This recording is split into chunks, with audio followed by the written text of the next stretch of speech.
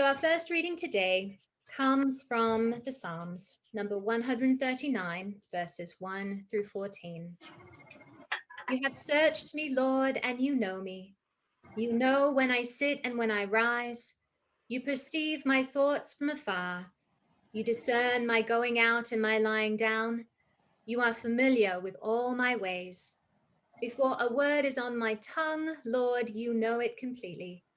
You hem me in behind and before, and you lay your hand upon me.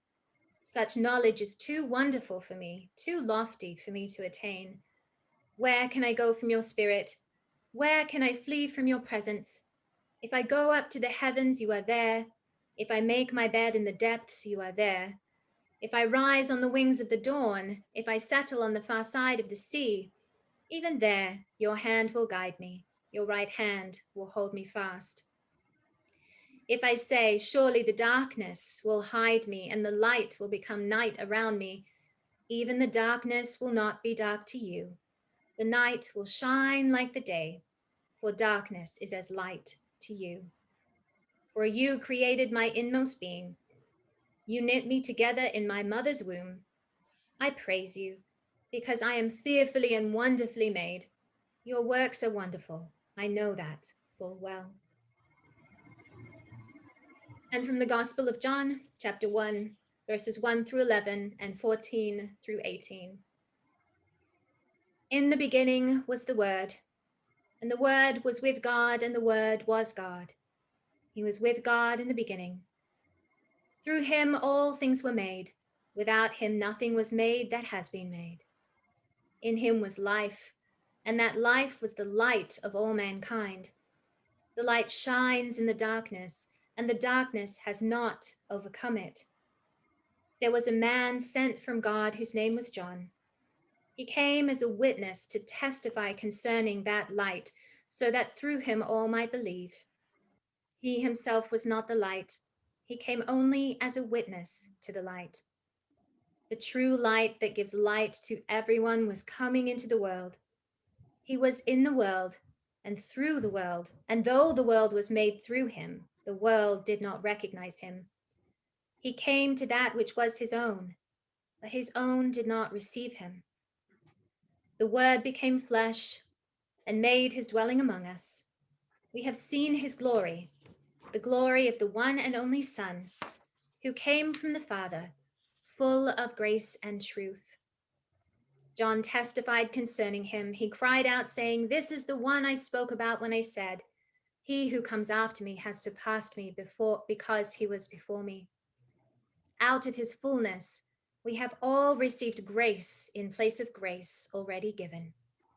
For the law was given through Moses, grace and truth came through Jesus Christ. No one has ever seen God, but the one and only Son, who is himself God and is in closest relationship with the Father, has made him known. May God bless the hearing and the living of this word. And further from the writings of Emanuel Swedenborg, Heaven and Hell, number 589, passages 2 and 3. Every event or every result happens in an equilibrium, or happens by one force acting and another allowing itself to be acted upon, or by one force actively flowing in and the other accepting and yielding appropriately. In the natural world, what acts and reacts is called force or energy. But in the spiritual world, what acts and reacts is called life and volition. Life there is a living force, and volition is a living energy. And the actual equilibrium is called a state of freedom. This spiritual balance or freedom occurs then between the good acting from one side and the evil reacting from the other, or from the evil acting on one side and the good reacting from the other. The reason the spiritual balance is between good and evil is that all human life has to do with good and evil, and our volition is their recipient vessel. There is also a balance between what is true and what is false, but this is secondary to the balance between good and evil. The balance between the true and the false is like the balance between light and darkness, whose effect on members of the vegetable kingdom depends on the amount of warmth or cold there is in the light or darkness. You can tell that the light and shade themselves do not accomplish anything, only the warmth they bring, from looking at it like amounts of light and darkness in winter and in spring.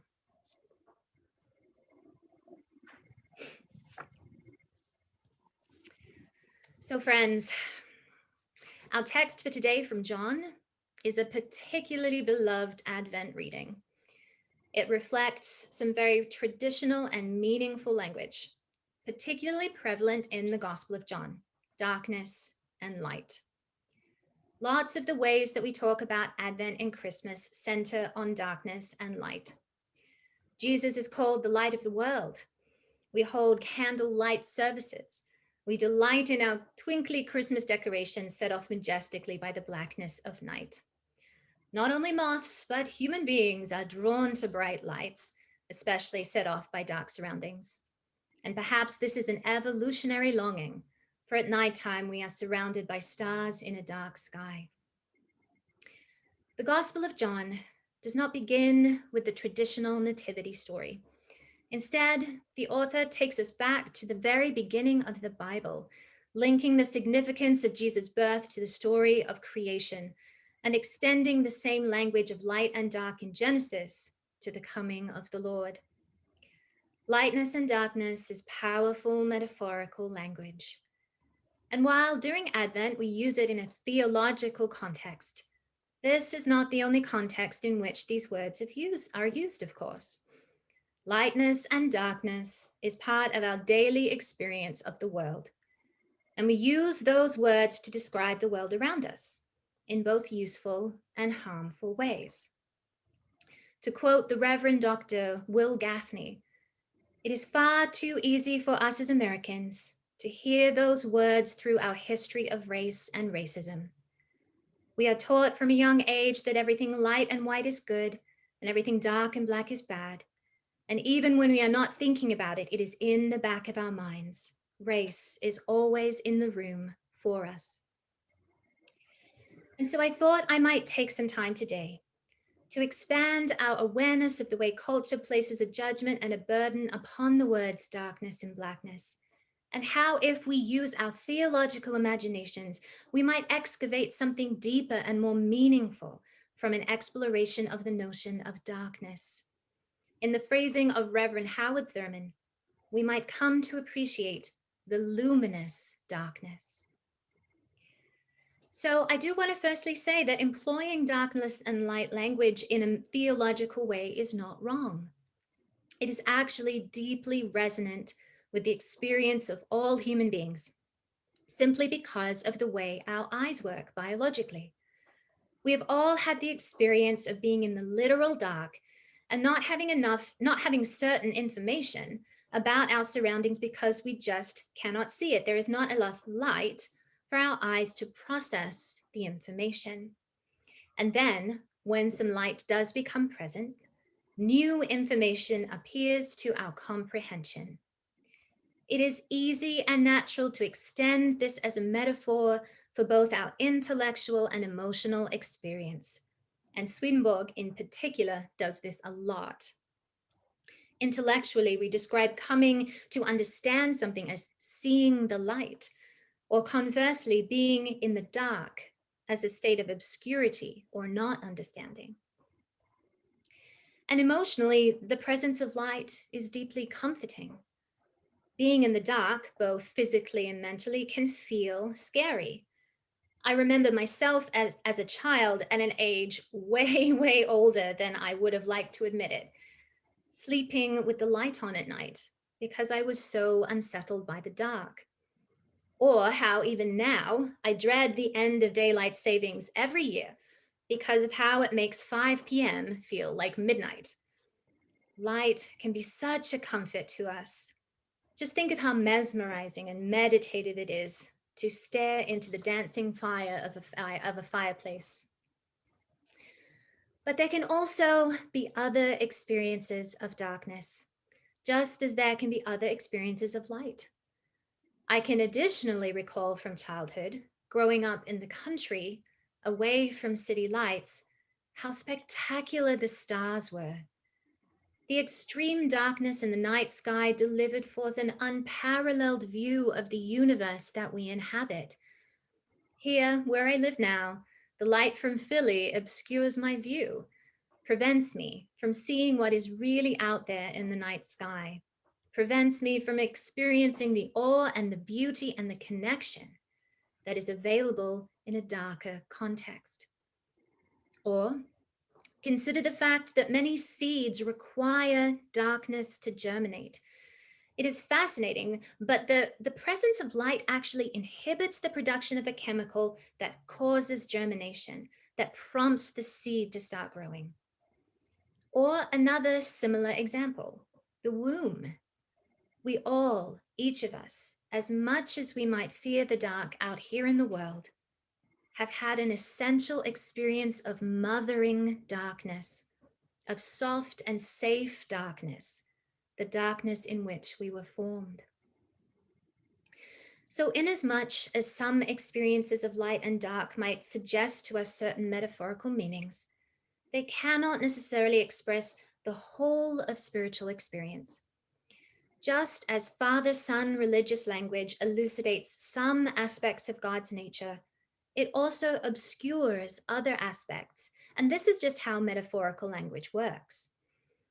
Habit and ritual has led us in one direction in understanding darkness, particularly during Advent. But clearly, there is much more to be excavated from the notion. When Swedenborg talks of correspondences, which is his particular moniker for the metaphorical and spiritual meaning of words in the Bible, he repeatedly says that each word or thing has both a positive and negative correspondence. And so while we might, for the most part, associate darkness with obscurity, the examples earlier show that, particularly when coupled with warmth, that darkness can also represent a state of productive readiness. To quote the Reverend Kelly Brown, I am utterly convinced that God is up to something in the pitch black nights of our lives, in the womb of our souls and being. There is something gossamer and brilliant about the night in God and in promises that only come in the dark. We are being born. When we consider the text from John, we see that he was co-opting the word darkness to describe aspects of the world as he saw it at that time, a world that was in obscurity, a world that didn't understand, a world that needed help. And we are told that the darkness did not overcome or overtake the light. Some translations say did not comprehend the light. Parts of us, parts of all of us, we will always be resistant to Jesus' message of love. We will cling to our misunderstandings. We will prove that we cannot hear what we are not ready to hear. We all know, we have all seen, that information, truth, illumination is not always enough to get through to a resistant heart. But the light spoke to some. The light continues to speak even now. And so we must ask, what was happening in the darkness to make them ready, to make us ready for the coming of the light?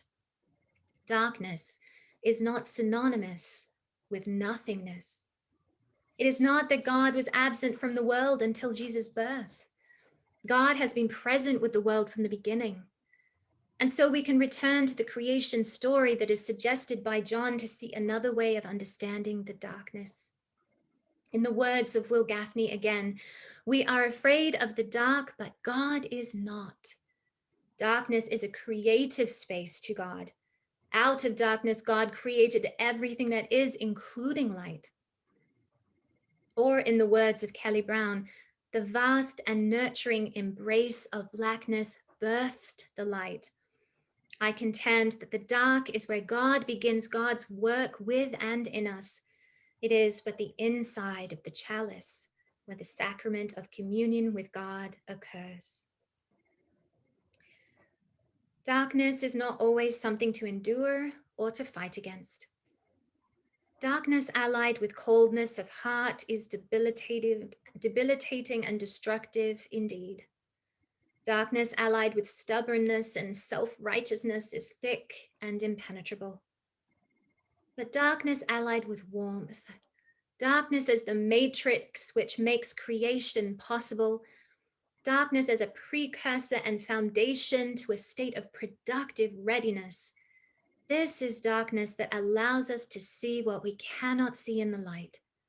It allows us to see differently, like my childhood starry nights away from the city.